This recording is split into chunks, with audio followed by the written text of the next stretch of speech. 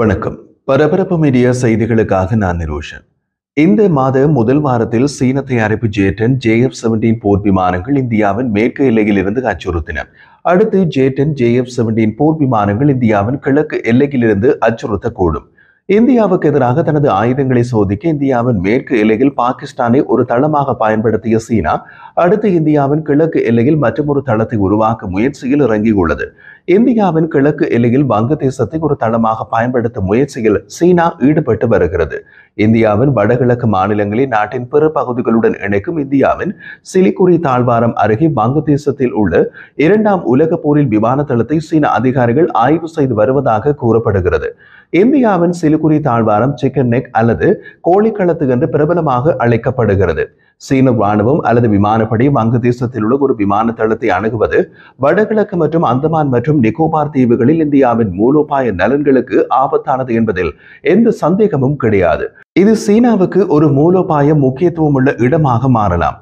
இப்போது இந்தியாவுக்கும் வங்கதேசத்திற்கும் இடையே முறுகல் நிலை காணப்படும் சூழ்நிலையை சீனா தனக்கு சாதகமாக பயன்படுத்திக் கொள்ள முயலலாம்.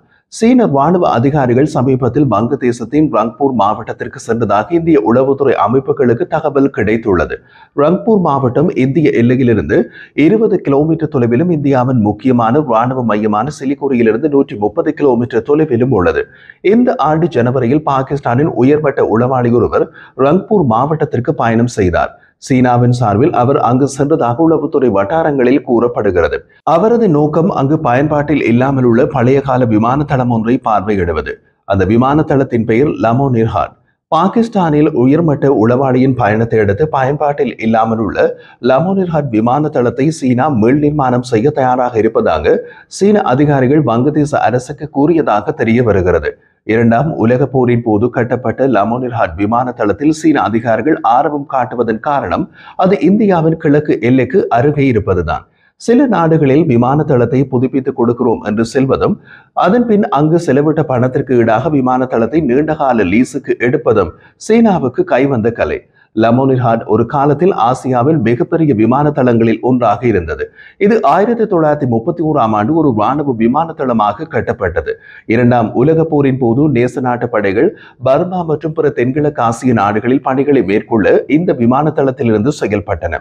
மொஹாமட் யூனிஸின் நெருங்கிய உதவியாளர்கள் உட்பட வங்கதேச அரசியல்வாதிகள் இந்தியாவின் வடகிழக்கு மாநிலங்களை இணைப்பது குறித்து அவ்வப்போது கருத்து தெரிவித்து வரும் நேரத்தில் இந்த திட்டம் வருகிறது. மொஹாமட் யூனிஸ் ஒரு வங்கதேச பொருளாதார நிபுணர், அரசியல்வாதி மற்றும் சிவில் சமூக தலைவர். இவர் இப்போது வங்கதேச அரசாங்கத்தின் தலைமை ஆலோசகராக பணியாற்றி வருகிறார். இந்திய பாதுகாப்பு நிறுவனங்கள் இந்த வளர்ச்சியை உன்னிப்பாக கண்காணித்து வருகின்றன. இந்த விமான தளம் பொதுமக்கள் அல்லது ராணுவ நோக்கங்களுக்காக உருவாக்கப்படுகிறதா அல்லது சீனா மற்றும் பாகிஸ்தான் விமானப்படைகள் அதை அணுக முடியுமா என்பது தெளிவாக தெரியவில்லை. 1971ஆம் ஆண்டு வங்கதேசம் சுதந்திரம் அடைந்த பின்னர் அதை பங்களாதேஷ் விமானப்படை BAF-இன் தலைமையகமாக மாற்ற முடிவு செய்யப்பட்டது. ஆனால் அந்த திட்டம் இதுவரை தூசிப்படைந்த நிலையில் இருந்து வருகிறது. இப்போது திரையில் தெரியும் புகைப்படங்களை பாருங்கள். இதுதான் கைவிடப்பட்ட அந்த விமான தளத்தின் தற்போதைய தோற்றம். பல தசாப்தங்களாக இப்படியே அது உள்ளது. கைவிடப்பட்ட விமான தளத்தின் 4 கிலோமீட்டர் நீள விமான ஊடுபாதை, ஒரு பெரிய தார் சாலை, ஒரு ஹேங்கர் மற்றும் ஒரு டாக்ஸிவே உள்ளன. அடிப்படை கட்டமைப்புகள் உள்ளன. இந்த கைவிடப்பட்ட விமான தளத்தை சில $1 மில்லியன் செலவில் மறுசீரமைக்க முடியும். மறுசீரமைக்கும் போது சிவிலியன் பாவனைக்கான விமான நிலையம் என்று கூறப்படலாம்.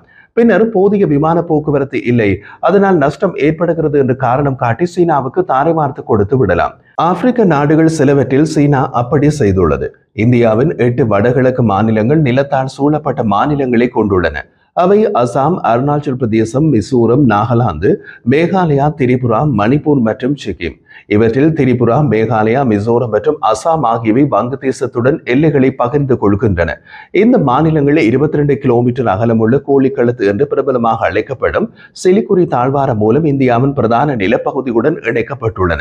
இப்போது திரையில் தெரியும் வரைபடத்தை பாருங்கள். இந்த தாழ்வாரம் ஒரு சிறிய நிலப்பரப்பாகும். இது சுமார் 60 கிலோமீட்டர் நீளமும் கிட்டத்தட்ட 22 கிலோமீட்டர் அகலமும் கொண்டது.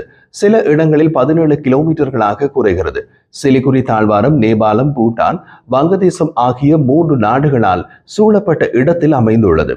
வங்கதேசம் இந்த விமான தளத்தை சீன விமானப்படை PLAAF அல்லது பாகிஸ்தான் விமானப்படை PAF-ஐ அணுக அனுமதித்தால் இது இந்தியாவுக்கு வெளிப்படையான பாதகமான தாக்கங்களை ஏற்படுத்தும். சீன விமானப்படை PLA-AF பொறுத்தவரை அந்தமான் மற்றும் நிக்கோபார் தீவுகளுக்கான கடல்சார் விமான தளங்களில் இதுவரை அதிக கவனம் செலுத்தியது. சீன விமானப்படையின் தற்போதைய நிலைநிறுத்தங்களுடன் கூட சீனா இந்தியாவின் வடகிழக்கின் பெரும்பகுதியை அணுக முடியும். வங்கதேசத்தின் லமோனிஹாட் விமான தளம் கிடைத்தால் இந்தியாவின் கிழக்கிலும் அணுகல் கிடைக்கும். அதே நேரத்தில் மிக குறைந்த உயரத்தில் உள்ள தளங்கள் விமான இயக்கங்களை சுலபமாக்க கூடியவை. வங்கதேசத்தின் லமோனிஹாட் விமான தளம் கடல் மட்டத்திலிருந்து வெறும் 7.3 மீட்டர் உயரத்தில் உள்ளது. அதனால் இந்திய எல்லையில் திபெத்தில் உள்ள சீன விமான தளங்கள் அதி உயரத்தில் உள்ளன. உயரம் காரணமாக அங்கு விமான இயக்கங்கள் கடினமான விதத்தில் உள்ளன. இங்கு அந்த கடினத்தன்மை கிடையாது. வங்கதேசத்தில் உள்ள விமான தளங்களை அணுகுவது சீன விமானப்படை PLA-AF அந்தமான் நிக்கோபார் வரை சென்றடைய உதவுகிறது. இல்லையெனில் சீனாவுக்கு அந்த அணுகல் இல்லை. இது வங்களா விரிகுடாவில் இந்திய ஆதிக்கத்திற்கு தாக்கங்களை ஏற்படுத்தும். மற்றொரு கோணத்தில் பாருங்கள், அது இந்திய எல்லைகளில் சீன ஆயுதங்கள் மற்றும் இராணுவ சாதனங்களின் பயன்பாட்டின் திடீர் அதிகரிப்பு. ஸ்டாக்ஹோம் சர்வதேச அமைதி ஆராய்ச்சி நிறுவனம் சிப்ரியின் கூற்றுப்படி 2019 மற்றும் 2023 இடையில் பாகிஸ்தானின் ஆயுத இறக்குமதியில் கிட்டத்தட்ட 82% சீனா வைத்திருக்கிறது. இந்தியா பாகிஸ்தான் ராணுவ மோதல் போரில் பல்வேறு சீன ஆயுத அமைப்புகளின் முதல் பயன்பாட்டை குறித்தது. சமீபகால இந்திய பாகிஸ்தான் ராணுவ மோதலில் இஸ்லாமாபாத் சீனாவால் தயாரிக்கப்பட்ட புதிய JTC மற்றும் JF-17 போர் விமானங்களை பெரிதும் நம்பியிருந்தது. பாகிஸ்தான் தனது ஆயுத களஞ்சியத்தில் PL-12 மற்றும் PL-15 உட்பட பல சீன தயாரிப்புகளையும் வைத்திருக்கிறது. இவை இரண்டும் கண் பார்வைக்கு அப்பாற்பட்ட இலக்குகளை நோக்கி சுடக்கூடியவை. ரஷ்ய S-300 அடிப்படையாக கொண்ட HQ-9 வான் பாதுகாப்பு அமைப்பையும் பாகிஸ்தான் பயன்படுத்துகிறது.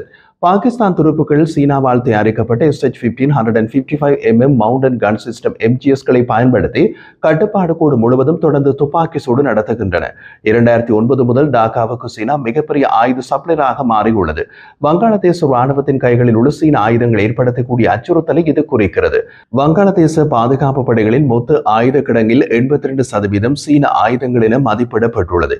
இவற்றில் மெங் வகுப்பு டீசல் மின்சார தாக்குதல் நீர்மூழ்கி கப்பல்கள், ஷாதினோட்டா வகுப்பு C-13B சிறு போர் கப்பல்கள், MBT-2000 வகை 92 மற்றும் VT-5 இலகுரக டேங்கர்கள், HQ-7 குறுகிய தூர தரையிலிருந்து வான் ஏவுகணைகள் மற்றும் 36 F-7BGI போர் விமானங்கள் ஆகியவை அடங்கும்.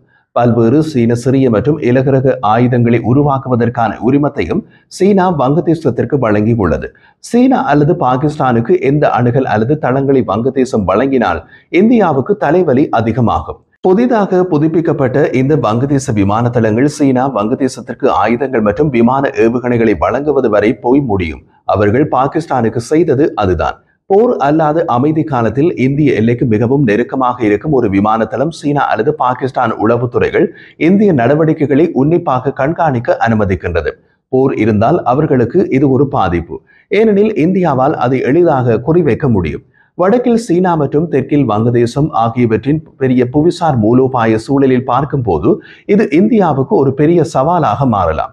வங்கதேச விமான தளத்தில் சீனா கண் வைப்பது இராணுவ தேவைகளுக்கு என்பது உண்மையாக இருந்தால் இந்திய அரசு அதை முளையிலேயே கிள்ளியெறியும் என்று எதிர்பார்க்கலாம்.